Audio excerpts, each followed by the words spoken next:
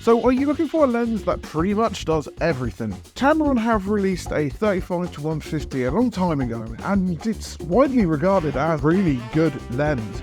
Yet, Samyang then released the same focal length with the same quirk of having a naturally low base aperture. Which one is going to be the best one for you? In this video, you're going to find out. So today we're down Cardiff Bay doing a number of different videos. If you haven't seen it, we actually tested out some mics in the last video. Today we have a comparison battle. Tyler. Are you excited? So it's a comparison battle between the Samyang and the Tamron 35-150. I mean, if you're looking for a lens that does pretty much everything you need it to, a 35-150 sounds pretty interesting, especially when you're talking about the aperture, which is f2 to f2.8. Now, the initial thoughts that I have for both of the lenses is the Tamron does have a much better feel to it.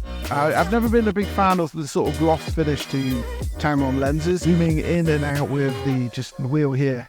Feels very smooth. And then you've got 3 control buttons. You got 2 here, and then you got 1 around the back there. These switches are programmable. Click really nice, I must say. So it's just a good click. Your custom switch here. And now what we have is perhaps the one that I am going to be using first is the Samyang. Something I will say though is they just don't have the click. This is not as satisfying click. When I'm spending money on a lens, I want a good click. And then of course you got your custom switches here, and then you got your manual and the autofocus there as well. And if I'm honest, I think it looks a little bit cooler. Let's take some photos. Tyler's going to be on video with the Tamron right now, and of course I'm shooting with a Samyang. The lens, I will admit, was very sharp throughout all of the photos that I looked, and of course these are edited, but I'm really happy with how the photos came out with them. And then looking at the footage in which Tyler shot of me, that was also very sharp as well. Of course, when it comes to this length, 35-150, it's very much a lens that will cover pretty much an entire day of shooting, and it covers all of the focal length that you want it to. Overall, for photo, the Samyang was amazing. Now switching it up, we're switching to video with the Samyang and then photo with the Tamron. Again, really sharp. You probably can't hear me, but I really like this shadow here, and I'm going to take a photo of it. This time we got the Tamron on, trying the Samyang out over there. Really impressed with it so far. Let's give it a go. With these photos shot with the Tamron, I liked them. They were, again, really sharp compared to what you got out of the Samyang. And then with the video from the Samyang in this situation, again, really nice.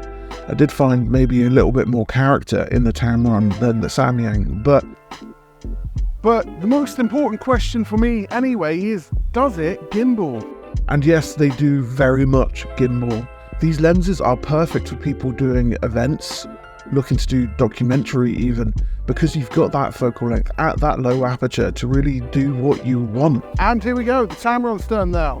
Both lenses here performed pretty well. I can see these being used for videography quite a bit from all the footage that I've seen today. And if you look at the counterparts at the 70-200 range, they're actually more expensive, or around the same price as what you'd get out of the 35-150s. The other side of it is a 35-150 is a lot more usable for not just using it as a telephoto lens, but also the wide end as well. 35mm is actually one of my favourite focal lengths to use in general for a lot of the work in which I do. Both of these lenses performed really well throughout the entire shoot.